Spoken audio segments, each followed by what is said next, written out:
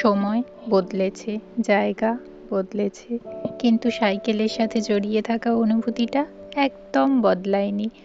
জীবনের প্রতিটা দিনই নতুন কিছু শেখায়। আর এই গল্পগুলো নিয়েই আমি পম্পি আবার চলে এসেছি তোমাদের কাছে। ওয়েলকাম টু এক কাপ চা উইথ পম্পিতে। শোনো না, আজ আমরা একটু রিস্কি কাজ করে ফেলেছি। মেয়েকে নিয়ে এত দূর সাইকেলিংয়ে বেরিয়ে পড়েছি। আজকের দিনটা একটু আলাদা।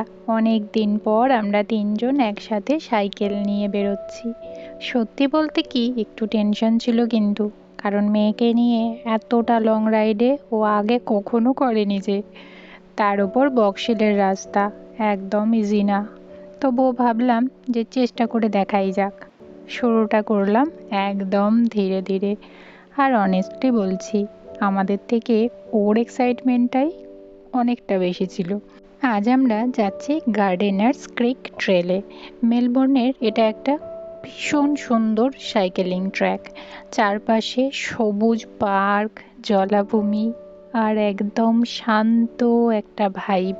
ওখানে পৌঁছে আমি লিটারেলি থেমে গিয়েছিলাম। এত সুন্দর ভিউ, মনে হচ্ছিল এগুলো কি সত্যি রিয়েল।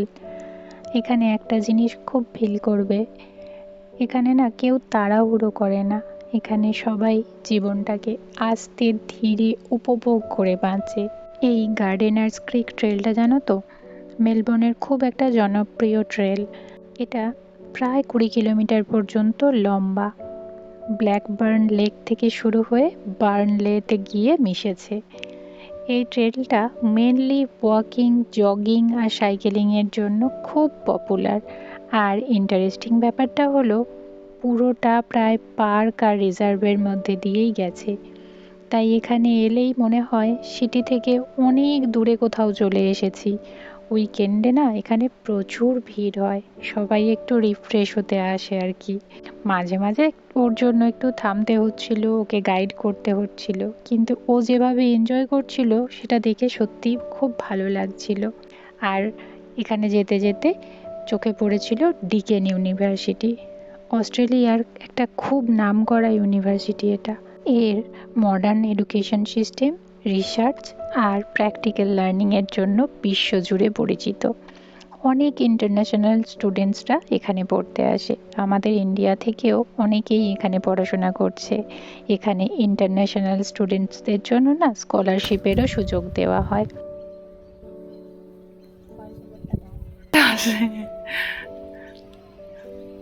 এটা ডিকেন ইউনিভার্সিটি, এখান থেকে ক্যাম্পাসটা শুরু হচ্ছে। হ্যাঁ, এটা গার্ডিনার্স ক্রিক ট্রেল।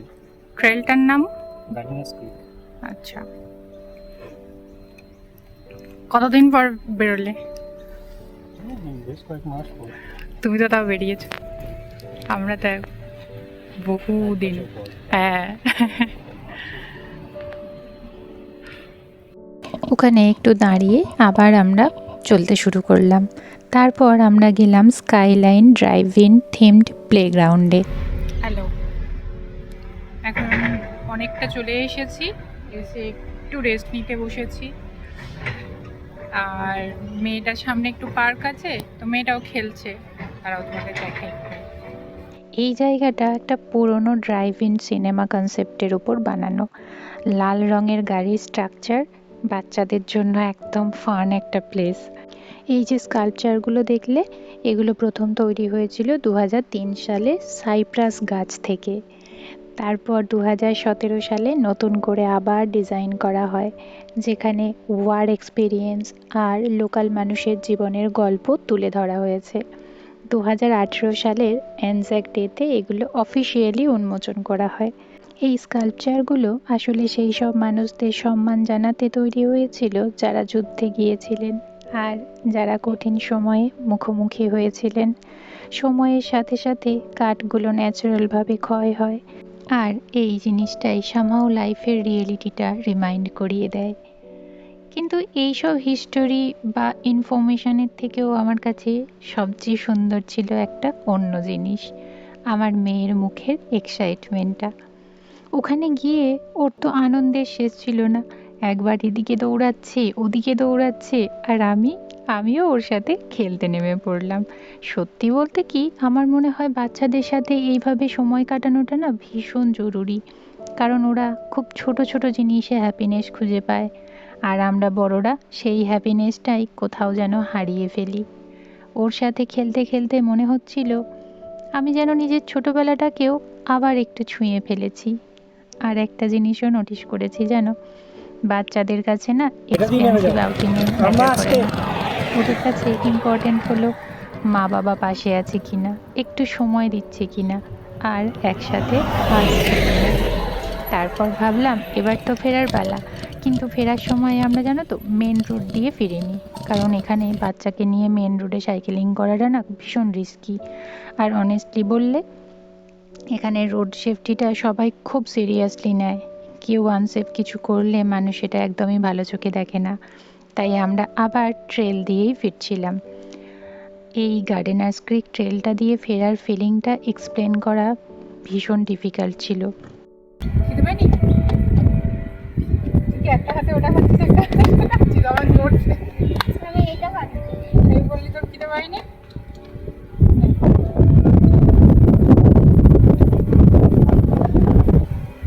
তারপর জানো তো অনেকটা সাইকেলিং করে না ভীষণ জোর খিদে পেয়ে গিয়েছিল। সঙ্গে আমি হোমমেড কেক নিয়ে গিয়েছিলাম, কাপ কেক।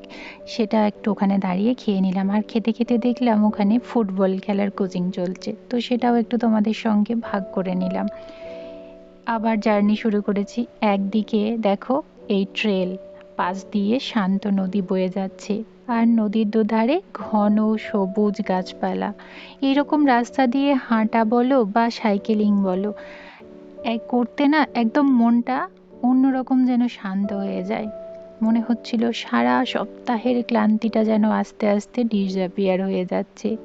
এই জন্যই হয়তো মানুষ নেচারের কাছে বারবার ফিরে আসে, কারণ কিছু জায়গা আছে যেখানে গেলে মন নিজে থেকেই হালকা হয়ে যায়। তারপর তো নদীটা দেখে আমি আর নিজেকে যেন তো আটকাতে পারিনি, নেমে পড়েছিলাম ওখানে। সত্যি বলতে কি, সেই মুহূর্তে শুধু আমার মেয়েটাকেই না, নিজের ছোটবেলাটাকেও যেন আবার খুঁজে পাচ্ছিলাম। নদীর ধারে দাঁড়িয়ে হাওয়াটা ফিল করতে করতে মনে হচ্ছিল জীবনটা আসলেই এত কমপ্লিকেটেড না। কিন্তু আমার মেয়ে যেন তো একটু ভয় পাচ্ছিল। তখন সৌভিক ওর হাতটা ধরে আস্তে আস্তে নিচে নামিয়েছিল, হাসতে হাসতে গল্প করতে করতে, যাতে ওর ফিয়ারটাও একটু একটু করে কাটাতে পারে, ও একটু সাহস পায়। কারণ একটা জিনিস আমি খুব বিলিভ করি, কোনো নতুন জায়গা, নতুন অনুভূতি বা নতুন এনভায়রনমেন্ট এর সাথে মানিয়ে নিতে গেলে জোর না, ভালোবাসার দরকার হয়। আর এই এত সুন্দর প্রকৃতিকে না ভালোবেসে কি সত্যিই থাকা যায়? তাই বাবা মা হিসাবে আমরা শুধু চেষ্টা করি ও যেন ধীরে ধীরে নিজের মতো করে কমফোর্টেবল হয়ে ওঠে। তারপর তো ধীরে ধীরে বাড়ির দিকে ফিরছিলাম। অনেকটা পথ, অনেকটা ক্লান্তি, কিন্তু মনটা ভীষণ শান্ত ছিল। আজ আবারও মনে হলো সব আউটিং গ্র্যান্ড হতে হবে না, কিছু সিম্পল দিনও সারা জীবনের মতো মনে থেকে যায়। আচ্ছা, তোমরা বলো তো তোমাদের লাস্ট ফ্যামিলি আউটিং কবে ছিল? ব্লগটা দেখতে দেখতে কমেন্টে জানিও কেমন। তাহলে আজকের মতো এখানেই থামি। জীবনের ছোট ছোট মুহূর্তগুলোকে ভালোবাসতে ভুলো না যেন। আমি পম্পি, আবার তোমাদের সঙ্গে দেখা হবে নতুন কোনো গল্প নিয়ে এক কাপ চা উইথ পম্পিতে। ততদিন সবাই পাশে থেকো। আর হ্যাঁ, জীবনের ছোট বড় প্রতিটা মুহূর্তকে উপভোগ করে বাঁচো। সুস্থ থেকো, ভালো থেকো সবাই। টাটা।